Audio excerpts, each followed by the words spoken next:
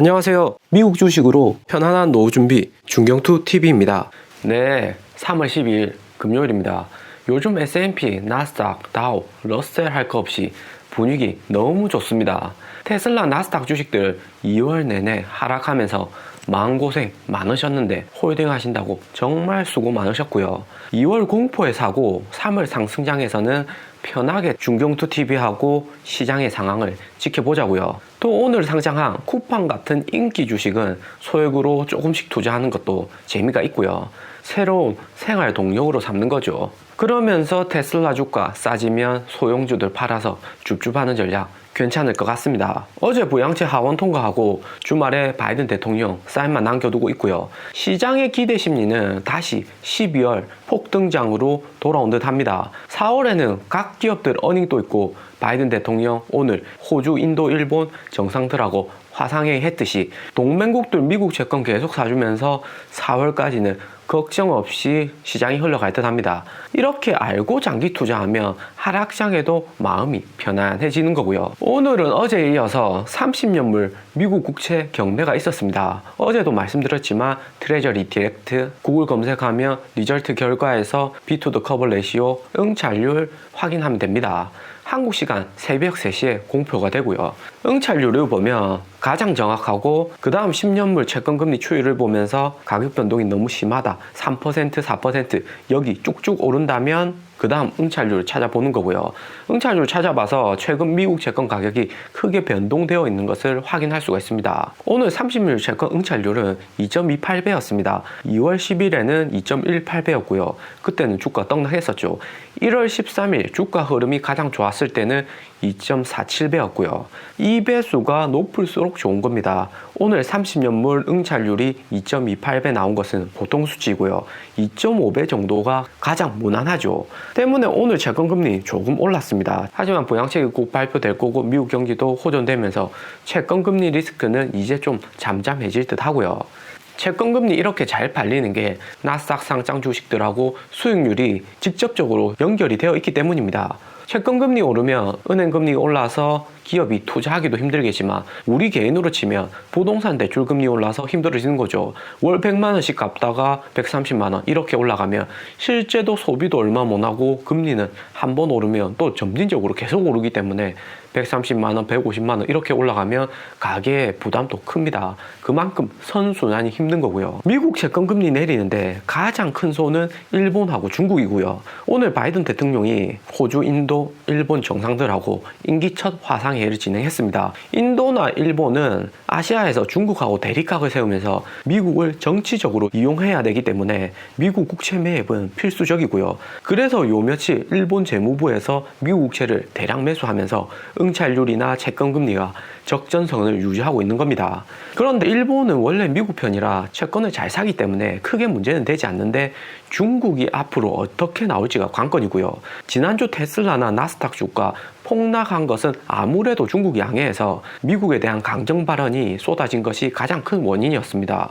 중국 중앙은행장 꼬슈증이 나와서 미국 증시 거품 껴있다. 미국 채권 안 살 거다. 이런 뉘앙스를 비추니까 자본시장이 우선적으로 겁을 먹고 단기 변동성이 높아진 거고요. 중국에 대해서 잘 알면 크게 리스크가 안 됩니다. 지금 현재 중국의 핵심은 내년 시진핑 정권 10년차라는 거고요.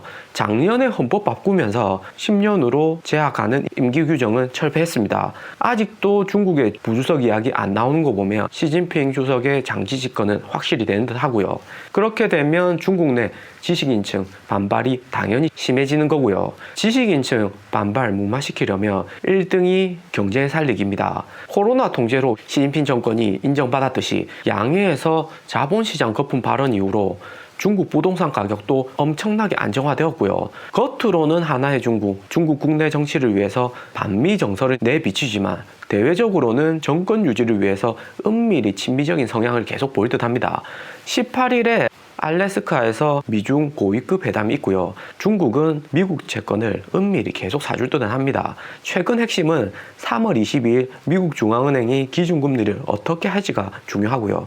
이때 금리를 올리면 나스닥도 부정적이겠지만 한국 코스피는 더 힘들 수 있습니다. 같이 한번 지켜보자고요. 어제 부양책 하원까지 마무리되고 바이든 대통령 사인만 남겨두면서 CNBC는 빠르게 바이든 4트릴리언 인프라 부양책 법안 나올 것이라고 이야기를 했습니다. 5월 정도면 인프라 법안이 구체화되어서 발표된다고 하고요. 엄청 기대가 됩니다. 1920년도에 루즈벨트 대통령이 대공황에 맞서서 뉴딜 정책을 통해서 인프라에 집중 투자하겠다고 했었고요. 1920년도 부양책에서는 댐이나 도로 이런 인프라에 집중했습니다. 루즈벨트 대통령은 지금까지도 미국인 사이에서 엄청 존경받는 그리고 모든 대통령의 모범이 되는 대통령이죠. 그리고 바이든 대통령이 하겠다는 것이 21세기형 뉴딜 정책의 핵심, 친환경, 신재생 에너지 산업입니다. 바이든 취임 후 100일 계획 예상 어젠다를 보면요. 1.9 트릴리언 부양책은 이미 통과했고 나머지는 이 예산으로 지속적으로 실행할 듯 하고요. 그 다음이 미국산 제품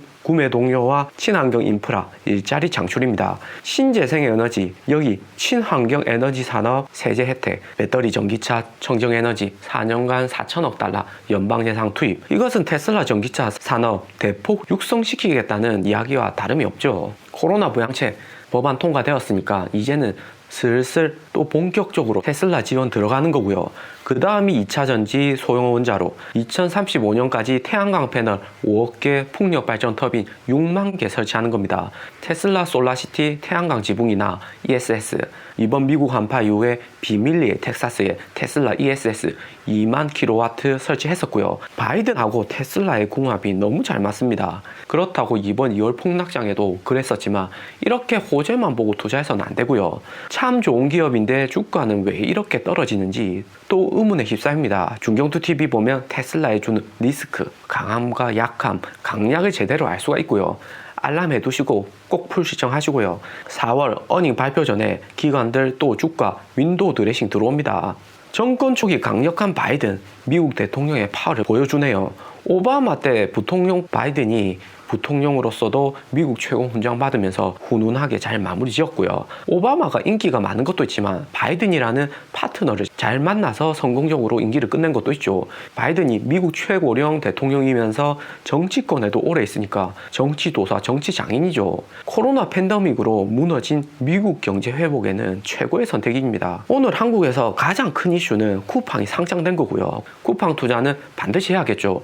우리가 실제로 사용하는 쿠팡의 혁신, 로켓 배송에 대해서 우리는 너무 잘 알고 있습니다. 대단한 기업이죠. 하지만 쿠팡 투자도 여기 나스닥 적자 기업들 투자하고 똑같습니다. 한 방에 몇 억씩 투자하려고 하지 마시고 주식을 몇 개까지 모으겠다. 지금 40에서 60달러 왔다 갔다 하는데 결국에 주식 투자는 평단가가 중요하고요.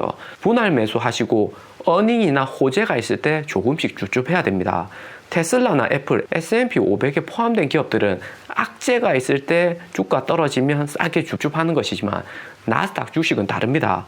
시작하는 성장주이기 때문에 어린 자녀 용돈 주듯이 투자해야 되고요. 성적 잘 나오고 성실하게 잘하면 용돈 주는 거고 한 방에 몇백만 원씩 이렇게 용돈 주지는 않죠. 손정희가 투자한 오픈도어 주식을 보면 비슷하게 주가 흐름이 갈 듯합니다. 미국에서는 쿠팡에 대해서 엄청 긍정적인 뉴스가 많이 나오고요. 상장 전하고 상장 초기에는 긍정적인 뉴스 원래 많이 나옵니다. 사우스코리아 최대 전자상거래 기업 아마존 알리바바의 라이벌 쿠팡에 대한 투자자들의 관심이 높다. 최소한 알리바바 시총 700조 800조 갈 것처럼 이야기하는 거고요.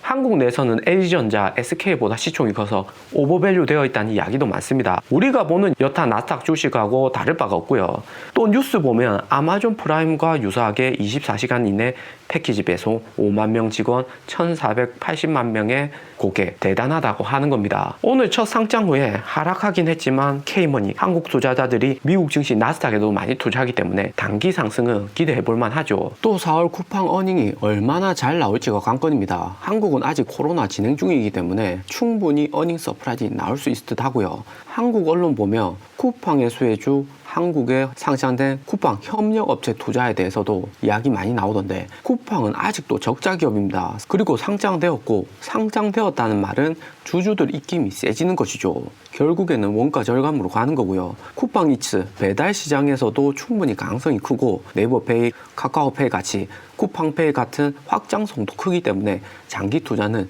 유망하다고 볼 수 있습니다. 대신에 한국에서 돈을 벌지만 또 외국 기업, 일본 기업으로 이렇게 이야기가 나오면 문제시되는 리스크도 있고요. 그리고 물류 노동자 처우 개선, 한국 기업은 노동조합의 힘도 강하기 때문에 지금까지는 잘 풀어나가고 있는데 앞으로가 더 관건입니다. 또 네이버하고 이마트도 지분 서로 매입하면서 협력을 시작했고요. 이제 시작이긴 하지만 이런 경쟁자들이 앞으로 어떻게 나갈지 기대가 됩니다. 그리고 주가 하락하면 또 이런 부정적인 뉴스들이 주가 하락과 덩달아서 엄청나게 쏟아지기 때문에 이런 거 다 알면서도 투자해도 견딜 수 있을 만큼만 투자해야 되죠. 오늘 영상은 여기까지입니다. 투자에 도움 되셨으면 하고요. 영상이 좋았다면 구독과 좋아요 부탁드립니다. 감사합니다.